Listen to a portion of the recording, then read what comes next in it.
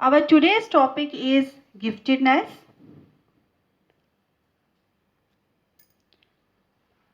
According to the United States Elementary and Secondary Education Act, students, children or youth who give evidence of high achievement capability in areas such as intellectual, creative, artistic or leadership capacity or in specific academic fields and who need services and activities not ordinarily provided by the school in order to fully develop those capabilities. क्या meaning है simple sense में इसका कि जो भी छोटे बच्चे हैं या बड़े स्टूडेंट्स हैं जिनकी अचीवमेंट जो कैपेबिलिटी है वो हाई है, मतलब कि वो हर चीज़ को बड़ी आसानी से अचीव कर लेते हैं इंटेलेक्चुअल फील्ड में, क्रिएटिव फील्ड में, आर्टिस्टिक लीडरशिप में या स्पेसिफिक एकेडमिक फील्ड्स में, मतलब किसी भी फील्ड में वो आप अचीवमेंट ओरिएंटेड है, वो अचीव करना चाहते हैं और उनको किसी की ज़्यादा हेल्प की ज़रूरत नहीं होती।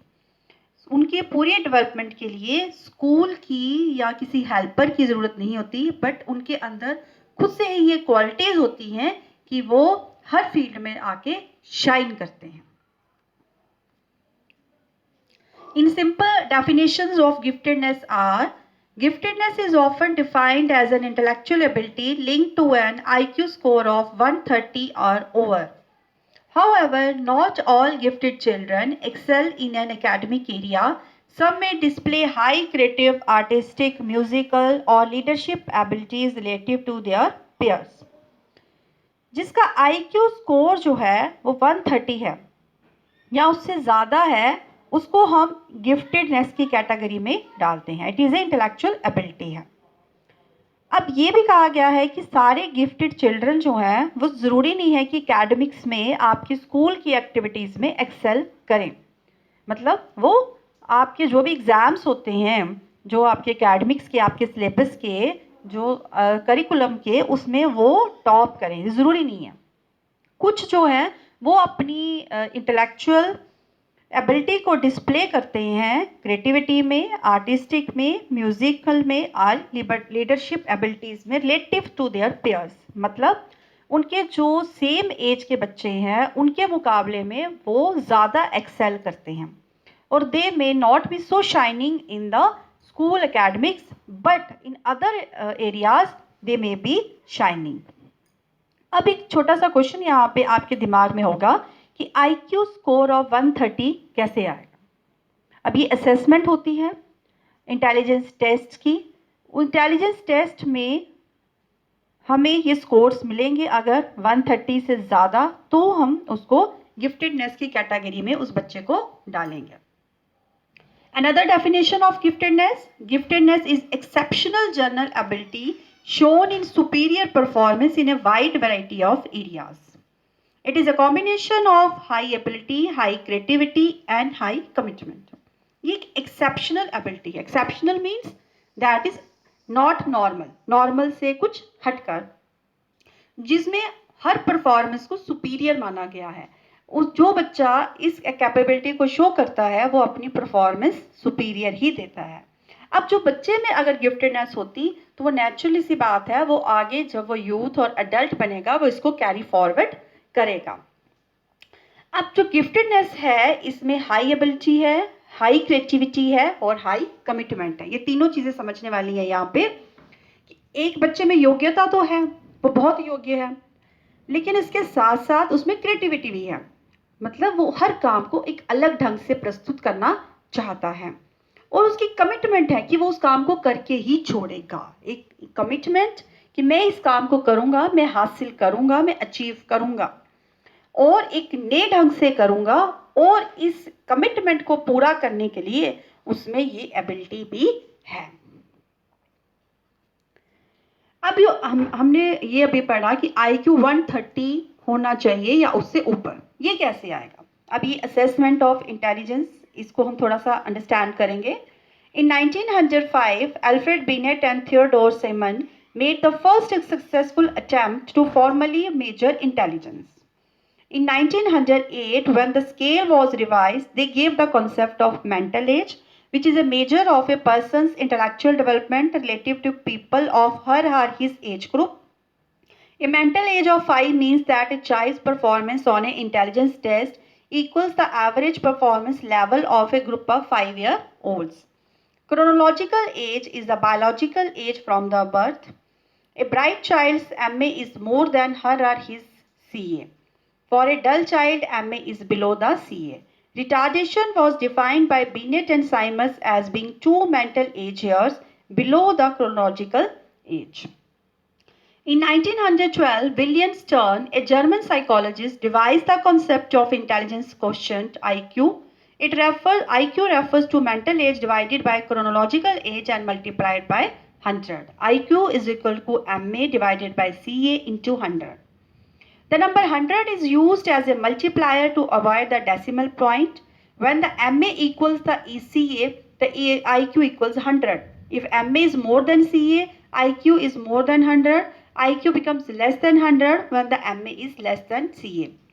For example, a 10-year-old child with a mental age of 12 would have IQ of 120 when applying the formula.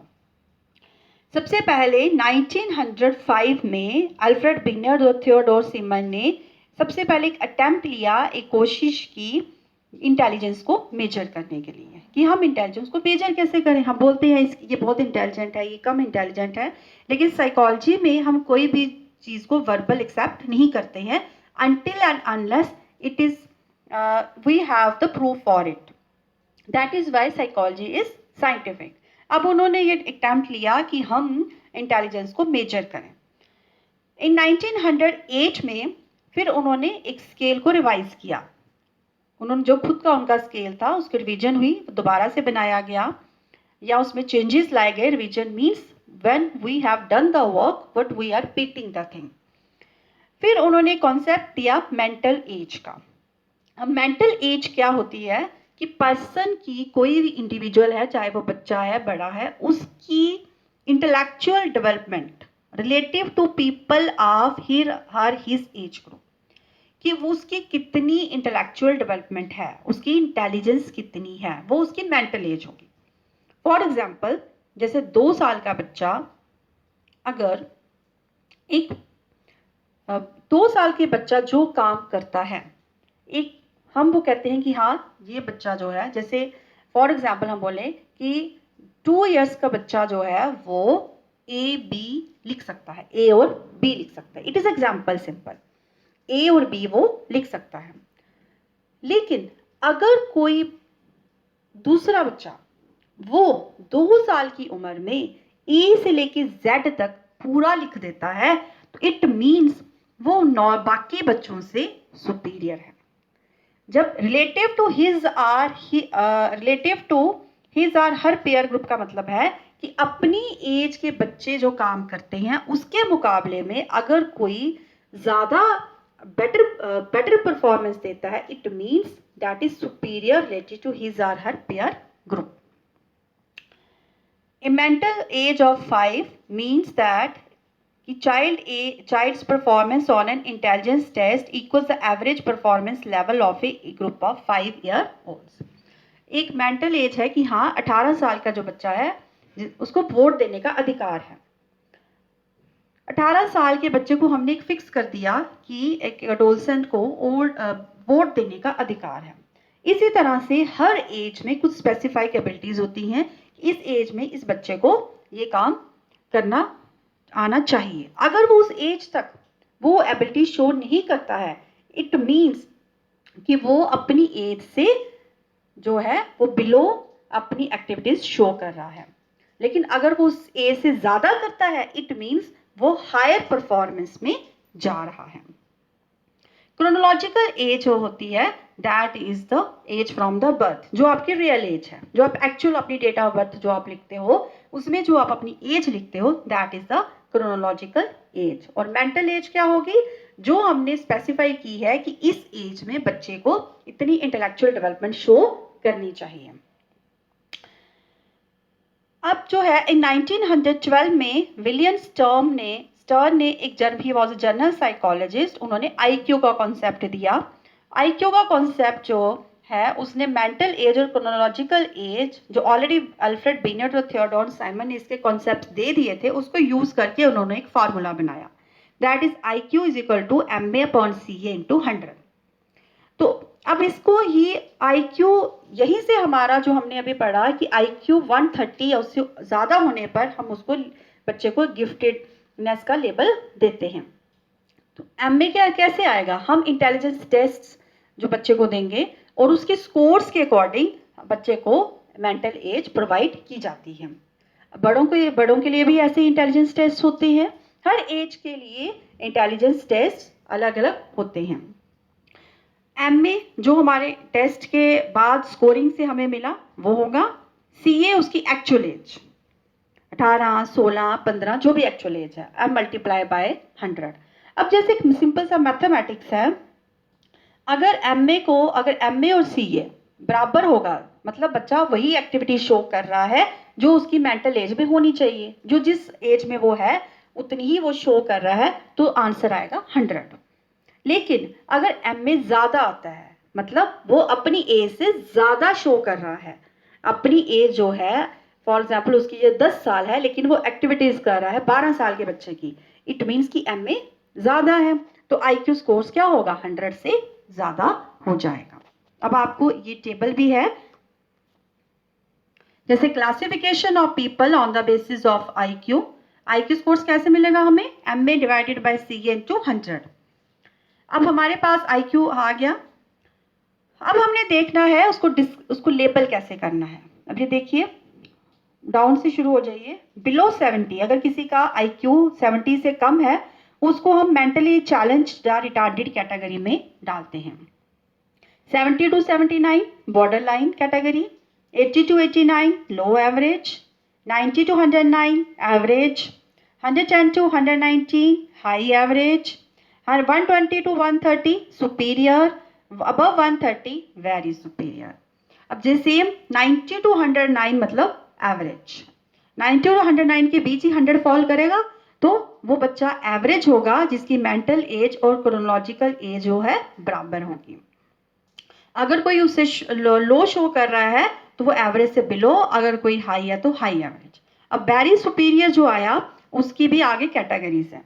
Very superior में आप देखिए गिफ्टेड जो है, गिफ्टेड चाइल्ड की IQ रेंज होगी 130 to 144, हाईली गिफ्टेड की 145 to 159, एक्सेप्शनली गिफ्टेड की 160 to 174 और प्रोफाउंडली गिफ्टेड की 175 एंड अबव। मींस गिफ्टेडनेस की कैटेगरी 130 से लेके 180 तक जाती है। अब एक छोटी सी समझने की बात है, आप टेबल पे आ जाइए, classification of people percentage in the population. देखिए जब हम देख रहे हैं 90 to 109 एवरेज, ये हाईएस्ट पॉपुलेशन होती है। 50% ऑफ पॉपुलेशन जो है उसकी एवरेज IQ होता है, और बिलो 70 मेंटली चैलेंज्ड जो लोग हैं वो 2.2% ही पॉपुलेशन के होते हैं, और अबव 130 भी 2.2 ही होते हैं। इट मीन्स सारे लोग आप बोलो तो सुपीरियर भी नहीं हो सकते, सारे लोग गिफ्टेड भी नहीं हो सकते, और सारे लोग मेंटली चैलेंज्ड भी नहीं हो सकते। सो हमें इतना परेशान होना नहीं चाहिए कि अगर हमारा IQ लेवल गिफ्टेड की रेंज में नहीं आता है तो हमें ये समझना चाहिए कि 50% लोग एवरेज में ही फॉल करते हैं। तो we should always try to satisfy yourself. अब ये ग्राफ है, ये आपको और क्लियर करेगा। देखिए पीक में जो आ रहा है बीच में 100 वो एवरेज ही जा रहा है, और जो वेरी सुपीरियर है वो भी डाउन में है, और जो इंटेलेक्चुअल डेफिशिएंसी है वो भी लोअर में है। मतलब मैक्सिमम लोग आपको एवरेज ही मिलेंगे। अब intellectual giftedness, intellectually gifted individuals show higher performance because of their outstanding potentialities. The study of gifted individuals began in 1925 when Louis Terman followed the lives of about 1,500 children with IQs of 130 and above. to examine how intelligence was related to occupational success and life adjustment. तो intellectual जो gifted लोग हैं वो वही होते हैं जो अपनी परफॉर्मेंस बाकी लोगों के मुकाबले में हायर शो करते हैं. तो इनकी जो गिफ्टेड इंडिविजुअल्स की स्टडी है वो लिविस टर्मन द्वारा भी की जा चुकी है. और इसके अलावा दो टर्म्स हैं, टैलेंट और गिफ्टेडनेस. इन दोनों के बीच में क्या डिफरेंस है? Although the terms talent and giftedness are often used interchangeably, they mean different things. Giftedness is exceptional general ability shown in superior performance in a wide variety of areas. बड़े सारे areas में जब हम अपनी performance बहुत अच्छी बताते हैं, एक्सेप्शनल बताते हैं, बाकी लोगों के मुकाबले में बेटर होती है या बेस्ट है, तब हम उसको गिफ्टेडनेस की कैटेगरी में डालते हैं. अब टैलेंट जो हो गया वो पर्टिकुलर स्पेसिफिक फील्ड में होता है. In one field is a narrow term and refers to remarkable ability in a specific field, example spiritual, social, aesthetic, etc. The highly talented are sometimes called prodigies.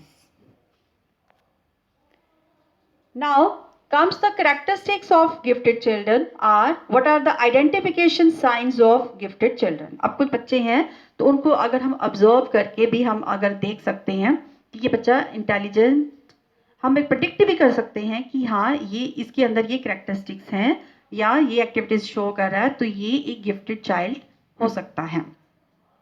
लेकिन जो full हमें surety मिलेगी वो test से ही मिलेगी.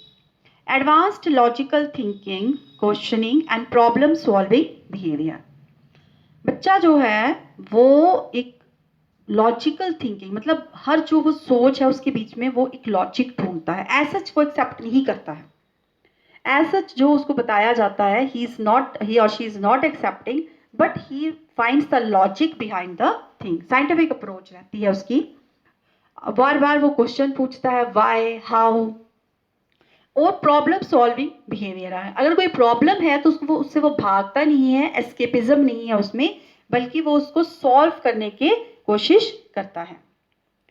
Second is high speed in processing information. कोई भी information जब उसको प्रोवाइड कर जाती है वो बड़ी जल्दी उसको स्टोर कर लेता है, बहुत जल्दी. बाकी बच्चों के मुकाबले में उसको कम टाइम लगता है अंडरस्टैंड करने में, स्टोर करने में और एप्लीकेट करने में.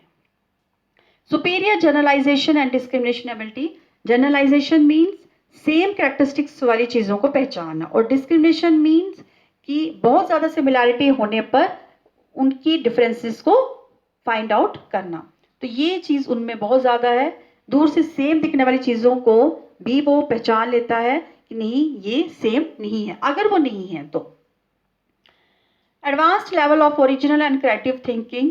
हाँ, और क्रिएटिविटी एज यू नो कि क्रिएटिविटी क्या है कि to do the same thing in a different way. तो उसमें ये लेवल बहुत ही एडवांस्ड है. वो हर चीज़ को एक नए ढंग से प्रस्तुत करना चाहता है, पेश करना चाहता है. उसकी थिंकिंग ही क्रिएटिव है. He is thinking in a different way. High level of intrinsic motivation and self-esteem. Yes, intrinsic motivation means motivation in when you are ready to do something, you are motivated. लेकिन कई बार आपको खुद motivate नहीं होते हो, आपको बाहर से हमें extrinsic motivation by the teachers, parents दी जाती है. But they are intrinsic motivation, मतलब खुद अंदर से वो मोटिवेटेड रहते हैं कि मुझे ये काम करना है, मुझे ये प्रॉब्लम सॉल्व करनी है. I will not be satisfied until I solve this problem. And self-esteem. As self-esteem means the value we give to ourselves. हम अपने आप को क्या वैल्यू देते हैं. तो इनकी सेल्फ एस्टीम बहुत हाई होती है, अपने आप में सेल्फ कॉन्फिडेंस बहुत ज़्यादा होता है, और उनमें अपने आप पे उनको काफ़ी ट्रस्ट होता है. And that they prove also. Independent and non conformist thinking. ये क्या होता है? इंडिपेंडेंट मतलब उनकी अपनी ही सोच है. जो नॉर्मल ट्रेडिशनल थिंकिंग है, नॉर्मल ट्रेडिशनल वेज हैं, उसको वो एक्सेप्ट नहीं करते हैं. Non conformist. कन्फर्म मीन्स जब हम दूसरों की बातों को एक्सेप्ट कर लेते हैं. जैसे हमें पेरेंट्स बताते हैं, हमारे टीचर्स बताते हैं, हमारे गाइड बताते हैं कि आपको इस रास्ते पर चलना है, आपको इस चीज़ को फॉलो करना है, आपको ऐसे बैठना है, सोना है, खाना है, पढ़ना है. लेकिन वो इन चीज़ों को नहीं मानते हैं. दे produce their own ways that are known as a non-conformist. और independent होते हैं. They are not dependent upon others. They want to do their work themselves lonely. क्योंकि वो दूसरों से कन्विंस ही नहीं हो पाते हैं. उनके अंदर सेल्फ एस्टीम इतना हाई होता है कि वो अपने आप को इतनी वैल्यू देते हैं कि वो दूसरों की बातों को एक्सेप्ट ही नहीं करते हैं, और ये नेगेटिव पॉइंट भी कई बार होता है। Performance for solitary academic activities for long periods. अब कुछ एक्टिविटीज़ जो होती हैं वो मतलब उनकी इंडिपेंडेंट प्रेजेंस चाहती हैं और वो काफ़ी लंबे समय तक बेस्ट परफॉर्मेंस देते हैं, क्योंकि कई बार क्या होता है कि हम परफॉर्मेंस तो देते हैं लेकिन वो कंटिन्यू नहीं रख पाते हैं उसके बाद हमारी डाउन जाना शुरू हो जाती है। लेकिन the gifted children they give best performance for the long periods. So by looking at these signs, we can recognize whether the children are gifted or not. अब कुछ important points हैं. Only high IQ scores are not sufficient for identification of giftedness. Other things are also necessary. Yes. अब हमने IQ scores find out कर लिए MA/C into 100 का formula लगा के हमने टेस्ट्स के थ्रू MA फाइंड आउट किया। लेकिन अगर IQ 130 के अबव आ जाता है, सिर्फ उसी के अकॉर्डिंगली हम जज नहीं कर सकते हैं। 80% पे हम करते हैं, लेकिन फिर भी हम 100% उसको नहीं दे सकते हैं कि बच्चा आने वाली फील्ड में गिफ्टेड ही होगा, एक्सेप्शनल ही रहेगा। Teachers judgement, school achievement record, parents interview, peer, self ratings, they are also used in combination with intellectual assessment. Yes. हमारा टीचर क्या जज करता है उसको कि क्या ये साइंस शो कर रहा है कि नहीं, उसका जो रिकॉर्ड है स्कूल का वहाँ पे वो एक्सेल हो रहा है। पेरेंट्स का कि क्या ये कैरेक्टरिस्टिक शो करता है घर पर भी, जो उसके फ्रेंड्स हैं उनको पूछकर, वो सारा जो है वो भी बड़ा ज़रूरी होता है। Gifted children require special attention and different educational programmes beyond those provided to normal children to regular classrooms. Yes, it's very very important. अब बच्चा को हमने आइडेंटिफाई कर लिया कि बच्चा गिफ्टेड है, लेकिन उसको एनवायरनमेंट देना भी बहुत ज़रूरी है ताकि उसकी वो एबिलिटीज़ जो है वो आगे तक कायम रह सकें। उसको अगर हम इंफॉर्मेशन ही बड़ी लिमिटेड तक प्रोवाइड करी जा रही है तो फिर वो बाकी बच्चों के साथ ही पेस पकड़ेगा। That is why that requires special attention and different educational programs, क्योंकि उसका IQ जो है वो अपनी एज ग्रुप के बच्चों से ज़्यादा है, तो that is why she must or he must be given special attention. These programs may include life enrichment programs that can sharpen child's skills in productive thinking, planning, decision making and communication. अब जो उसको special programmes देने हैं वो उसकी जो abilities है उसको शार्पन करने के लिए, ताकि वो उसको कंटिन्यू कर सके। इसमें प्रोडक्टिव थिंकिंग, जो प्लानिंग, डिसीजन मेकिंग जिसमें वो बहुत हाई है, और कम्युनिकेशन स्किल्स आल्सो।